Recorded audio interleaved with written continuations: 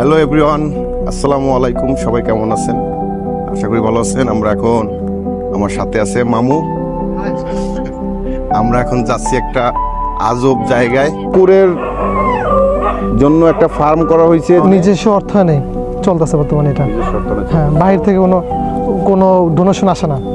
হ্যাঁ, আর তারা আয়সা এখন লোক ঠিক করানো আছে যারা দেখাশোনা করে, খাবার দেয় এবং তাদের কি কোনো বেতন ভাতা বা কোনো কিছু আছে বা কোনো? হ্যাঁ, মোটামুটি তো তাদের তো কিছু বেতন দিয়ে রাখাই লাগে, নাহলে তো তারা তো কাজ সবারই করবে তো না।